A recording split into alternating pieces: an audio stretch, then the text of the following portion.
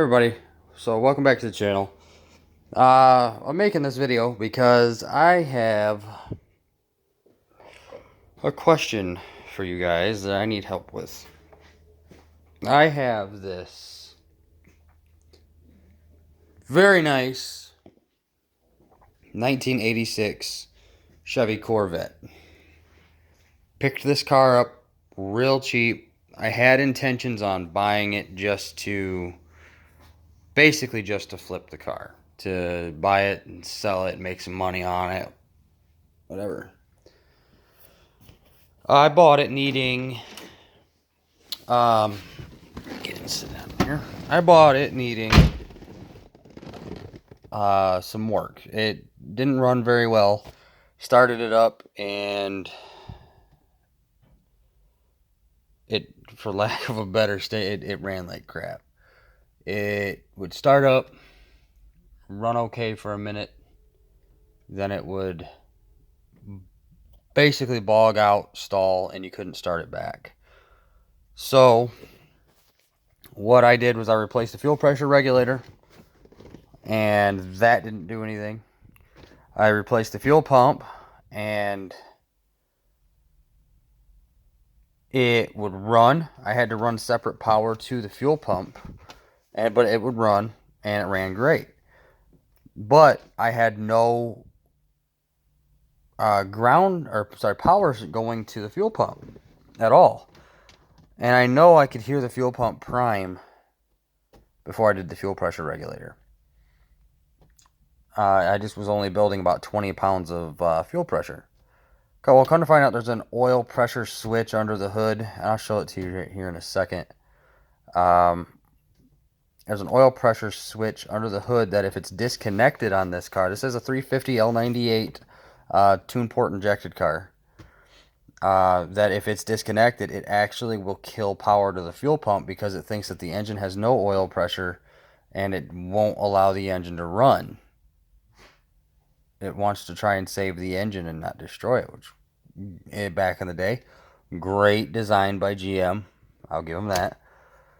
But when that switch goes bad or goes unplugged, well, you're kind of SOL. So,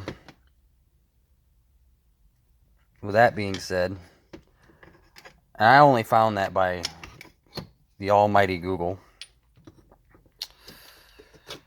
So, sorry, I'm messing around with some stuff in this cubby area I got over here. Basically, after a new fuel pressure regulator, fuel pump, plugging in the now disconnected oil pressure switch, the car runs great. I started it up for the first time and actually heard it run on all 8 cylinders, and I can tell the car's got a cam in it. I can't identify which one. So it's definitely a small cam. It's not a very big cam. It's got exhaust work. There's no cats, so there should be catalytic converters right about here. No cats. It's straight piped all the way to the back bumper, and it's got Flowmaster Super 44s on it. I am not a fan of Flowmasters. So depending on what I do with this car, those are probably going to get changed out. But there's a couple things about the car I'd like to change. This rear bumper being one of them. I don't like this boxy bumper cover. I like the I think it's 88 or 89 when they changed that bumper cover in the rear. And I like the newer bumper cover as well, but I'm alright with the boxy front end. I just don't like the boxy back end on this car. I love the Targa top. I'm absolutely in love with that. So basically, I'm going to get right to the point. I'm torn. I'm torn between keeping the car or selling the car. It's got 121,000 miles on the chassis. Guy I got it from did not know anything else about it. I found the owner that had it before him, and I contacted him and asked him a few details about the car. He told me that it's got ported upper and lower intake manifolds, which I seen the ported upper. He said it's got. He bought a kit that the runners on these cars. If anybody has ever dealt with a tune port injected car, the runners are really easily dented. He said he bought a kit for the car that pushed all those dents out of it, as well as opened the runners up more. It has. I think these originally had 19-pound injectors, but he told me that it has 32-pound injectors in it now. The computer is tuned for them. D-screened mass airflow sensor. It's got a Hypertech distributor system in it. 10mm race wires. He told me that it's a small GM Performance cam, but he didn't remember what one. He did all the work to it. He pulled the motor and trans out. There's a shift kit in the trans. There's a 2200 stall in the trans. Stock rear gearing. He put the newer ZR1s on it, which I mean, look at the front up here, the lug nut area. Look at that. You know how deep that is. This is a 315 35 17. In the back, it's a 275 40 17 in the front, I believe. But it's just absolutely beautiful car. Tomorrow I am going to take this car out for a drive. I want to see how it drives. I haven't driven it yet, but if it drives half as good as it runs, it's a really nice, really nice car. When I got it, this back glass was missing its latch. The Targa top was missing the hardware to actually allow this to bolt in. So I was thinking to myself, okay, well, what are we going to do about this here? I found everything in the rear cargo. Oh, excuse me. I think it's late, and I've been up since like 9 o'clock this morning. But I found it all in this cargo area, which actually there's the hardware for the Targa top and all the screws and all the mounting bolts and stuff right there. Because it had the fronts. I was actually able to bolt the fronts down using this here.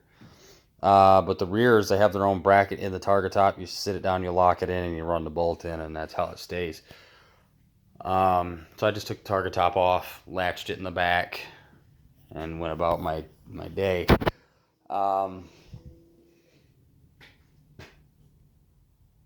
I love the car. Like I said, I don't know if I should keep it. I don't know if I should sell it. If I keep it, there's definitely going to be some things that get changed. I think the gray is going to go. I think the gray, two-tone stuff was cool back in the 80s. I think that the bottom is going to go white just like the top. So I'll be masking off everything from the top up. I'll be painting everything from gray down. I don't know if I'm going to leave the strips here black or if I'm just going to blend it white all the way down. I will probably wind up painting the mirrors black, painting the rooftop here black. That way it's kind of more of a seamless blend all the way up with the Targa top, where it's all like that. I'll probably put some of the checkered flag. I think I'm going to do a checkered flag vinyl or decal wrap, whatever, down this side here. I am not putting Grand Sport stripes on this. So before anyone says it, no. This is not a Grand Sport. Interior, the seats, for it being, 86. I mean, this is a 34-year-old car. I mean, the seats are actually in pretty nice condition. I think there's a way that you can actually like steam clean these seats and get most of these wrinkles out. But there's no rips. There's no rips or anything in it. So, again, excuse me. I'm going to take these tail lights out. Every one of the lights Get rid of getting taken out. I'm gonna see if I can find crystal clear ones for the side. If I could, I'm gonna take these taillight lenses out here, because this one looks like it's, I don't know, it's just got a little bit of dirt on it. I'm gonna take these out. I'm gonna bake them, separate them. I'm gonna remake these lenses in clear, put them back in, and just run a red LED with a red LED strip around the insides here. So when I hit the brakes, the LED strips will light up. And actually what I'm really thinking about doing is just running the running light and brake light in here and running the turn signal off of the LED strip that'll be surrounding it. So that'd be something cool and custom that I've never seen done on one of these cars. That's if I keep it. If I keep it, you know, you guys have seen on the channel before, cars that I keep, I dump too much money into. So we'll see it there. And for anybody wondering, the digital dash 100% works. There's no sun bleaching and no sun fading. I did, for a feeler tonight, took pictures of the car, and I did post them. I posted it for $5,500. It's got a clean Michigan title, and I've gotten 5 or 6 people already within an hour of posting it, wanting to take a look at it. I did not advertise it as a perfect car. As good as it looks, it has its flaws. It's just a good driver quality Corvette. It's something that you can buy now, put it in the garage, do some little things to it, get it out next summer, and have a blast. Pull the top off of it, take it to some car shows and cruises, do a couple burnouts, and be on your way. So I'm gonna end this here. Let me know what you guys think down below in the comments. Should I keep this car? Should I make a new chapter in the channel just about the C4 Corvette? Let me know. The only bad thing is this car is going to be sitting over the winter. So I've got the Camaro SS, which is stored over at my parents' place. I have the Charger, which we all know, the supercharged one, the favorite of the channel. I have the Trailblazer SS, which I actually, if everything goes right, I'm going to be having another addition to the channel. We'll be getting rid of the Trailblazer, getting something else.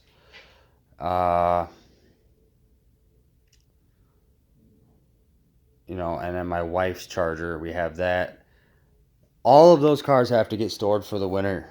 So I haven't decided what I'm going to do yet. I would like to pour before the weather gets too cold.